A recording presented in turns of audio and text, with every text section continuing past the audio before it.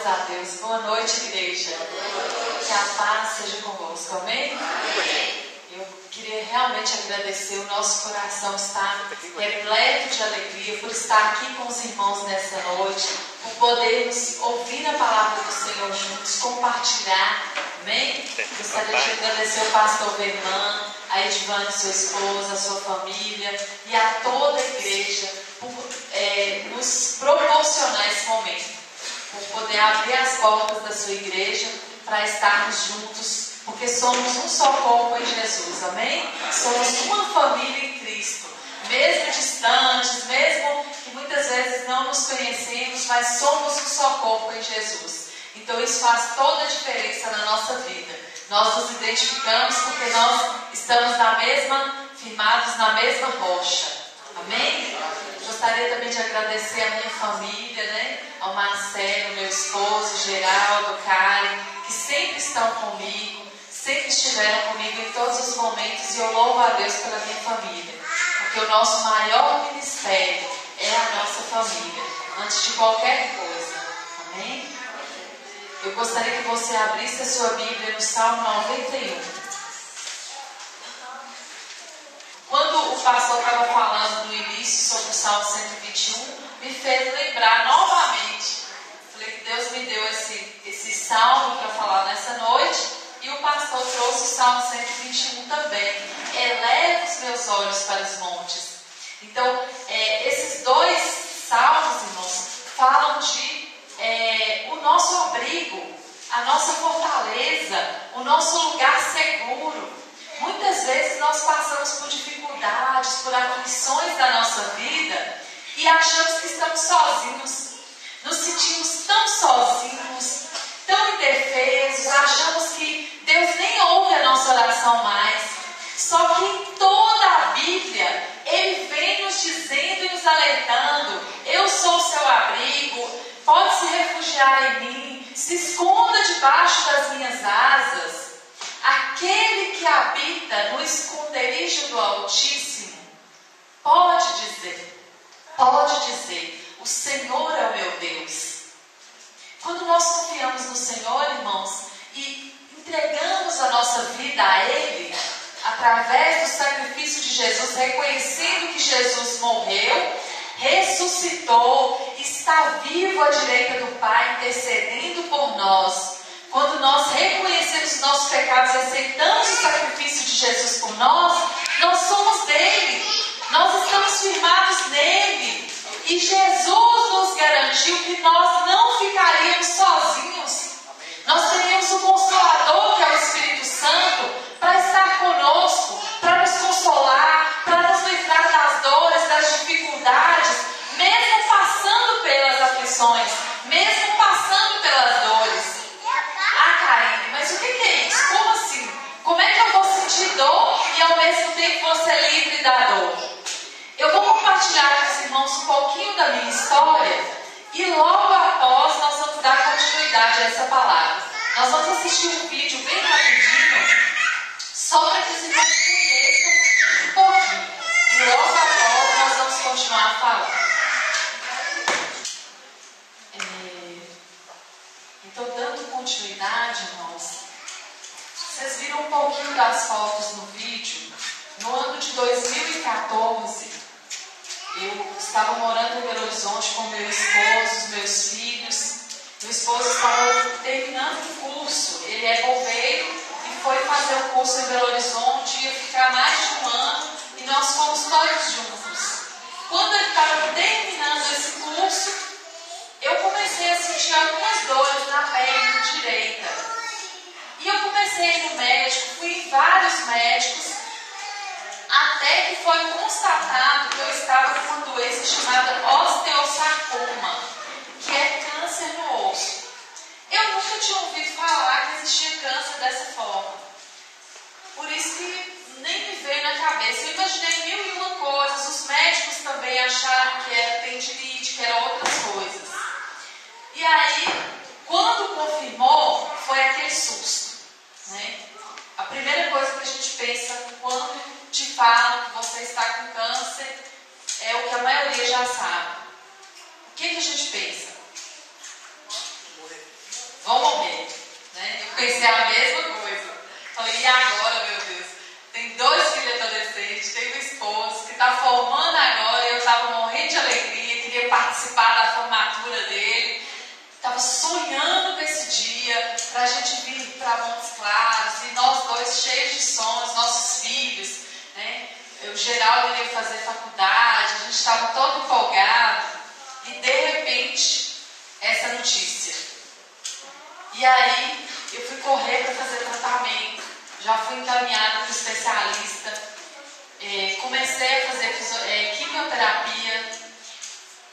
Nós fizemos algumas sessões de quimioterapia, alguns meses, né? Indo e voltando para Belo Horizonte, porque nós viemos embora para Montes Claros, e eu e meu esposo ficamos indo e voltando todo mês, fazendo quimioterapia. E quem tem algum parente, alguém que já passou por essa situação, sabe o quanto que é difícil, não sabe? O cabelo caiu, a boca encheu de feridas. Eu estava usando muleta. A partir do momento que descobriu, eu tive que começar a usar muletas. Eu não podia mais forçar a perna. A imunidade caía, a gente, né, ficava bem fraca, evitava contato com pessoas. Então foi um tempo muito difícil. Choro, oração, medicamentos fortíssimos. E eu nunca gostei de medicamento, então eu tive mais dificuldade ainda. Irmãos, eu cresci na igreja e eu sempre acreditei que Deus pode curar sem medicamento, sem cirurgia. Então, quando eu comecei a sentir as dores na perna, já pedi irmãos de Montes Claros para orar por mim. Meus familiares, meus amigos, já tínhamos grupos de oração de irmãos conhecidos. Então, já tinha pedido para orar por mim, já estava em oração. E eu insistindo em oração com Deus, Pai, me cura, sem precisar de quimioterapia, sem precisar de cirurgia, porque vai doer muito, vai ser muito difícil. O Senhor sabe o quanto que é difícil para mim isso. Só que nós precisamos entender o seguinte: nós temos que orar e temos que agir. E Deus nos ensinou a trabalhar dessa forma. Continuamos orando. E a resposta de Deus foi a seguinte: você vai passar por todo esse processo. Por todo esse processo. Você vai fazer quimioterapia, vai fazer cirurgia, mas eu vou estar com você. Então a diferença, irmãos, não é o cristão não passar por lutas, não. Porque a palavra do Senhor diz que nesse mundo nós teremos aflições. Mas tem de bom ânimo. O Senhor Jesus nos ensina: tem de bom ânimo. Eu venci o mundo. E Ele nos ensina a vencer também, porque nós estamos nele. Nós somos filhos dele, nós somos dele, ninguém nos toma isso. Então, comecei esse tratamento, fizemos juntos e tive o apoio total da minha família. Todo o cuidado, amor, dedicação, em todo esse tempo, tanto no hospital, quanto durante esse período difícil. Meu esposo trocou fraldas, cuidou de mim, eu voltei a ser criança de novo, né? Porque tive que ficar de cama, tive que usar cadeira de rodas, usar muletas. Então não foi fácil. Até hoje eu faço fisioterapia para poder voltar, né, andar normalmente. Porque foi retirado um pedaço do osso. Em janeiro de 2015 eu fiz a cirurgia. Então tirou um pedaço do osso aqui da perna direita, abaixo do joelho. Tirou um pedaço e colocou o osso da perna esquerda, aquele ossinho fininho, a fíbula. Pegou ele e colocou no lugar onde tirou o osso. Esse osso é mais fino do que o osso normal da tíbia que tirou.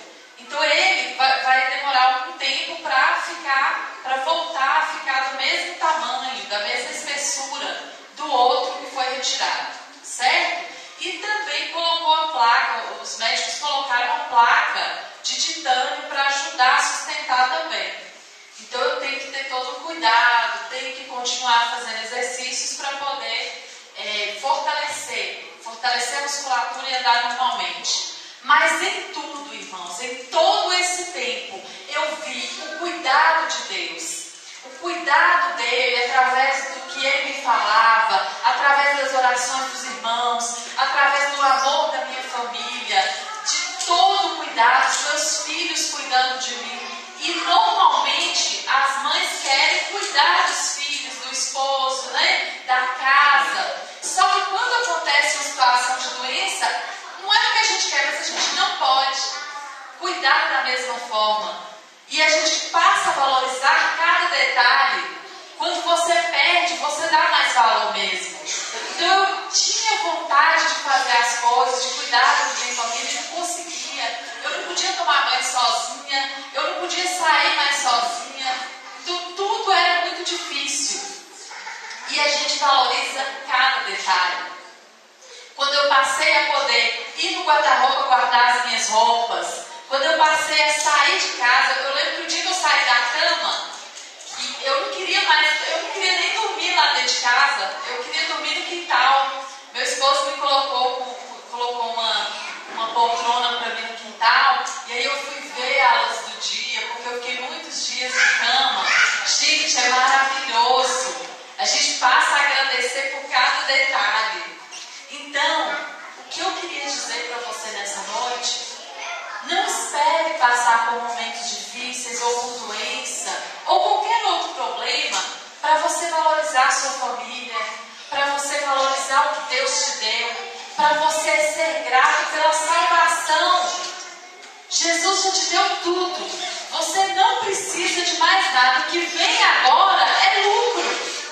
Tudo que vem para nós depois da salvação, irmãos, é lucro, é misericórdia. Nós não precisamos de mais nada.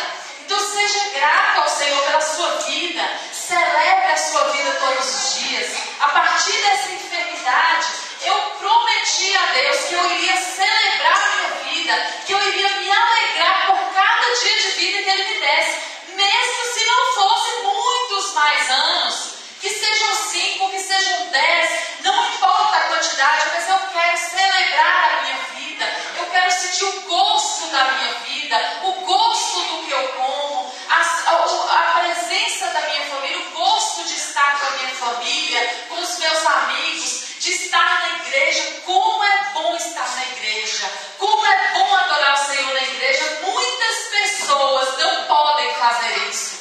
Você pode, você tem saúde, mesmo que não tenha um veículo, mas você tem pernas para andar. Tem pessoas que não podem estar na igreja, irmãos. Quanto tempo eu passei sem ir na igreja e eu sonhava em estar novamente lá cultuando com os irmãos.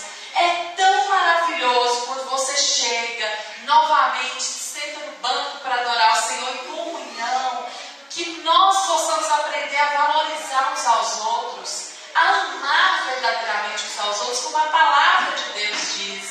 Amém? Amém. Então que cada um de vocês saia daqui nessa noite sabendo: você tem um esconderijo, está com dificuldade, está doendo, os problemas aumentaram, as lutas, as tribulações estão tão grandes que parece que eu não vou suportar. Você tem um esconderijo, você não é órfão, você tem um pai que te ama e que cuida de você, e esse pai é perfeito. Ele criou céus e terra, tudo que neles existe. Como é que você acha que ele não sabe o seu endereço? Como você pode imaginar que ele não sabe o seu nome? Às vezes você fala assim: ah, Deus tem tanta gente para cuidar que ele nem lembra de mim, ele nem lembra meu nome, ele nem sabe como é que vai me abençoar, eu tenho que ficar buscando um e outro para me abençoar, porque Deus não vai fazer isso. Não, irmãos, Deus traz quem Ele quiser para te abençoar, Deus traz a resposta na hora certa. A questão é o seguinte: o seu relacionamento com Deus é que faz toda a diferença. Amém? Amém. Se você tem um relacionamento firme, se nós nos relacionamos com Deus, Ele supre todas as nossas necessidades, coisas que nós nem imaginamos. Ele nos ensina a servir, Ele nos ensina a ser servidos, Ele nos ensina a abençoar e a ser abençoados, a orar pelas pessoas e que receber a oração das pessoas. Nós vivemos numa época em que muitas pessoas só aprenderam a receber. Só pedem oração, mas não sabem interceder por ninguém. E Deus quer nos ensinar nesse tempo a ser verdadeiros adoradores, que adoram em espírito e verdade, sem buscar nada em troca, sem ficar olhando somente para os meus problemas. Há pessoas que passam por problemas muito maiores do que os nossos e vivem adorando ao Senhor. Então, resolva, decida prestar culto ao Senhor através da sua vida. Decida que a sua vida vai fazer diferença na vida das pessoas. Decida que cada dia de vida vai ser importante para você, que você vai fazer o melhor que você puder. Não desperdice o seu tempo. Adore ao Senhor com a sua vida, irmãos. Como eu vi nesses dias de angústia, de dificuldade, de dor, de sofrimento, que nós não somos nada. Se o Senhor quisesse me levar, Ele me levaria. A minha vida não estava nas minhas mãos. Não foi porque eu era boa demais, ou porque eu orava demais, ou porque os meus médicos eram bons demais. Se Deus assim não quisesse, eu não estaria viva. Então, irmãos, a gente quando passa por isso, sabe que não é nada. Entende que não é nada. E que cada dia é importante. Então, celebre a sua vida. Decida. Mesmo que os problemas sejam difíceis, mesmo que as pessoas tentem fazer você desistir, não desista. Deus não desistiu de você, então não desista. Se você está vivo, você tem motivos para comemorar. Se você está vivo, você está firmado na rocha que é o Senhor. Aproveite cada dia de vida, celebre cada dia de vida. Os problemas vêm e vão. As enfermidades vêm e vão, as dificuldades financeiras, materiais, o que quer que seja, as nossas lutas passam, mas a nossa vida com Deus é para sempre. Então cuide da sua alma, cuide da sua vida aqui na terra com Deus. Como você tem se comportado como cristão? Você tem sido um cristão que agrada a Deus? A sua vida tem agradado a Deus? Você tem feito do Senhor o seu esconderijo? Você pode dizer, o Senhor é o meu Deus? Ou o Senhor é o seu Deus somente aqui na igreja? Lá fora, a sua vida faz diferença na vida das pessoas? O seu próximo pode ver o Senhor em você? A sua família vê o Senhor Jesus em você? No momento da angústia, irmãos, nós provamos quem nós somos. Nos momentos que nós estamos no trânsito, nós mostramos quem nós somos.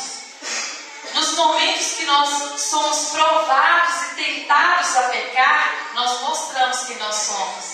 Quando nós estamos sozinhos na frente do computador, nós mostramos quem nós somos. Quando nós temos a oportunidade de conseguir dinheiro ilícito e ninguém ficar sabendo, nós mostramos quem nós somos. Faça a sua vida valer a pena. Que o Senhor esteja com você realmente em todo o tempo. Que a sua vida faça a diferença na vida das pessoas. Não espere o problema chegar. Tenha vida de oração. Todo cristão é obrigado a ter uma vida de oração. Não é para ser bonitinho para as pessoas, não é para Deus, né? Para Deus ver que você é bonitinho, não. Nós precisamos de vida de oração. A oração é a nossa respiração. Sem a oração nós não somos nada, porque a oração é relacionamento com Deus. Eu não posso crescer espiritualmente sem oração. Eu não posso crescer espiritualmente sem conhecer a palavra de Deus. Eu preciso tirar pelo menos ou começar com 10, 15 minutos por dia, irmãos. Eu preciso entender que se eu não buscar essa disciplina de crescimento, eu vou definhar espiritualmente até a morte.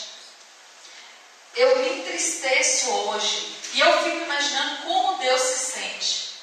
Se eu que sou humana e falha já sinto tristeza, imagina Deus, que nos criou e nos ama tanto. De ver cristãos que não conhecem a Bíblia. E eu não estou falando de teologia pesada, de coisa difícil, não, irmãos. Eu estou falando de coisa simples. Porque Deus não precisa dos seus, de que você seja graduado para você servir a Ele. Não, você não precisa disso. É bom? É. Quanto mais você estudar, melhor. Mas não significa que Deus vai exigir isso de você, não. Agora todo cristão precisa conhecer a Bíblia, conhecer a esse Deus que nós servimos. Se um dia eu aceitei Jesus como meu Salvador, eu tenho a obrigação de saber o que Ele ama, de saber o que Ele gosta, para eu fazer certinho. E a Bíblia fala isso. Nós precisamos voltar à prática do jejum, irmãos. Hoje pela manhã na escola dominical, nós aprendemos sobre Daniel, nós ouvimos sobre Daniel, um homem que foi levado cativo para um lugar cheio de idolatria, cheio de imundícia. E ele podia se corromper. Ele foi selecionado para estar perto do rei, para servir ao rei. Ele podia se corromper e ninguém ia falar nada. Mas ele escolheu obedecer ao Senhor. Ele escolheu não se contaminar. Ele escolheu adorar o Senhor. Ele jejuava, ele orava 3 vezes ao dia. E eu imagino que essas orações não eram rapidinhas assim. Senhor, abençoa minha noite, abençoa meu almoço. Não. Eu imagino que eram orações demoradas. Então, esse homem jejuava, orava, conhecia a Bíblia. E por isso ele conhecia o Deus que ele servia. E por isso ele confiou que, independente de qualquer circunstância, ele estava seguro no Senhor. E ele foi levado à cova dos leões e não negou o seu Deus. E ele foi livre daquela cova, daquele leão, daqueles leões, da morte, do mal. Mas ele confiou que mesmo se o Senhor não o livrasse, ele viveria seguro eternamente com o Senhor. E foi isso que Deus me ensinou. Mesmo se Deus não me desse vida, mesmo se eu não saísse daquela doença, a minha vida é do Senhor, a minha alma é do Senhor. E eu estava segura nele. Amém, irmãos? É muito mais fácil quando a gente entende esse princípio. Eu já tinha uma vida com o Senhor. Não porque eu cresci na igreja. Porque o fato de nós crescermos na igreja não nos faz crentes. Se nós não entregamos a nossa vida para o Senhor e não buscamos uma vida de crescimento com Ele, através da palavra, da oração, do jejum, de intimidade com Ele, nada acontece. Amém? Então eu aprendi a ter uma vida com Deus. E esse aprendizado fez toda a diferença na minha vida. Eu conheci o meu Deus, eu já conhecia antes. Nesse período da doença, eu conheci muito mais. Eu vi o seu amor e a sua misericórdia ser derramado sobre a minha vida e sobre a vida da minha família. E hoje eu estou aqui para agradecer, porque eu fiz um compromisso com Deus, de que eu iria em várias igrejas, onde abrisse uma porta, não só igrejas, mas qualquer lugar que abrisse uma porta, eu estaria ali para agradecer ao Senhor, para celebrar a Jesus, para celebrar a minha vida, para dizer a Ele quanto eu sou grato, para dizer para as pessoas que vale a pena ser grato ao Senhor. Amém? E também, irmãos, para entregar de graça aquilo que eu recebi de graça. Muitos irmãos oraram por mim, muitas igrejas oraram por mim. Então, nessa noite, eu gostaria de orar por esta igreja. Eu gostaria de orar pela sua vida. Eu sei que Deus te trouxe aqui nessa noite com um propósito. Não para me ouvir, mas para ouvir aquilo que o Senhor tem a dizer a você. Nós sabemos que temos o dia e a hora de sermos abençoados. E talvez essa seja a sua noite. Então confie agora. Vamos ficar de pé nos nossos lugares. Feche os seus olhos.